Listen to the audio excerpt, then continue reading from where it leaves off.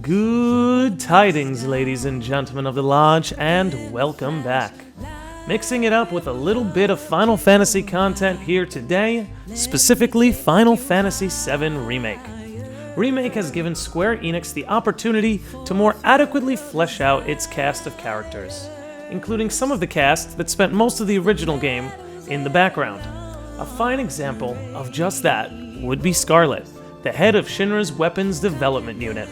It is to my understanding that as far as Remake is concerned, Scarlet serves as a metaphor for the city of Midgar itself. I'm going to go over a few points that back up this claim, so when it's all said and done, don't hesitate to share with me your feelings in the comments below.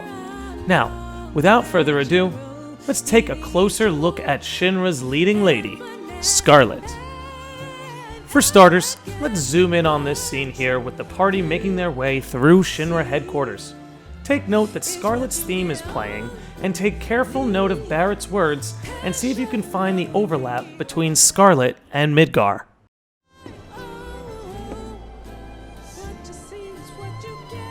Damn fools. Ones who come here at night to take in the view. So pretty and marvelous and beautiful. But every little light burning bright runs off her blood.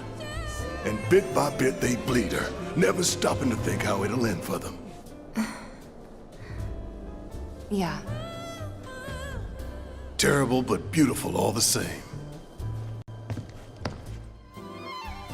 I don't think it's any coincidence here that Scarlet's theme is playing during this little monologue.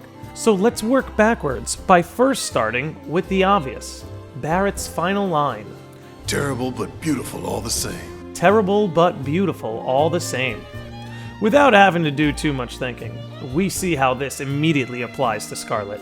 She's clearly a beautiful woman, but underneath all of that beauty is something cruel, terrifying, and as Barrett would say himself, terrible.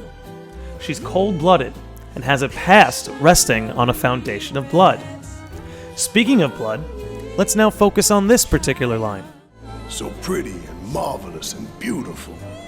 But every little light burning bright runs off her blood. So pretty, marvelous, and beautiful obviously can be used to describe Scarlet, but then we have, but every little light burning bright runs off her blood. Obviously this is in reference to the Mako reactors and Shinra using Mako as a means to an end. But the reason why this stands out as a parallel to Scarlet is because she, at the head of Shinra's weapons division, is where the majority of Mako experimentation as well as utility gets used. The majority of Shinra's bloodshed, especially when you consider the war in Wutai among other things, stems from Scarlet's weapons division that uses Mako as a means of creating more and more powerful machines. The evils that Shinra has had to accomplish to keep the city burning bright runs off the bloodshed of Scarlet's weapons division, as well as their harvesting and experimenting with Mako. My next point is actually going to point to some symbolism. As stated earlier, I find it no coincidence that Scarlet's theme is playing while Barrett has this monologue. Additionally, I think it's quite symbolic that Barrett is the one saying this as well. For those not looking to get spoiled on the original, here's your warning to get out now. So if we remember back to the OG Final Fantasy VII, originally Barrett was on board with switching energy sources from coal to Mako. However, after a few events transpired, we find that the reason why Barrett lost his arm and the catalyst to so much of his behavior and philosophy come from Scarlet's attack on his hometown, which was rooted not only in blood, but in the further harvesting of Mako as well. My last and final point may very well tie all of this together, because as you see, a lot of these parallels are incumbent on Mako. So when I get to the bottom of it, I would love to hear your take on this particular note.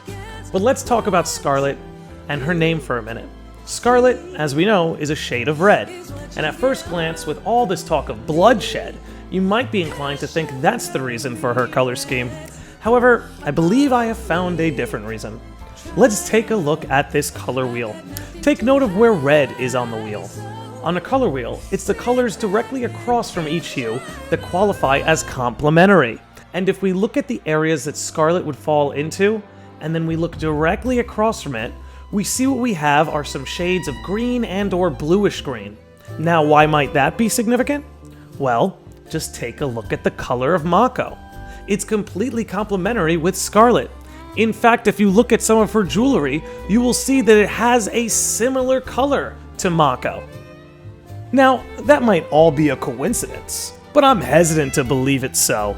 I'm more inclined to believe this to be a clever design, because Scarlet and Mako go hand in hand. Scarlet, all things considered, is a bad woman. But that's why we, the audience, love her. She's fun to watch, and just like the city of Midgar, it isn't all bad. Part of what makes Scarlet such a great character is not necessarily that she's evil, but it's more that the pursuit of her passion is all-consuming. Scarlet, despite her absolute cruelty, is insanely passionate about her work. And we see this in Integrate.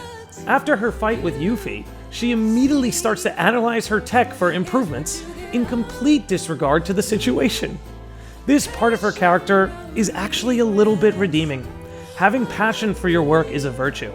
If only Scarlet were able to use it in a morally constructive manner. But just like Midgar, we shouldn't judge a place or person by their faults alone. With that said, everyone, I hope you enjoyed the video. Be sure to subscribe to the channel for more Final Fantasy and RPG content, drop a like and a comment if you're so willing, and have a fantastic rest of your day. Be good to one another, and I will see all of you beautiful sickos and normies next time.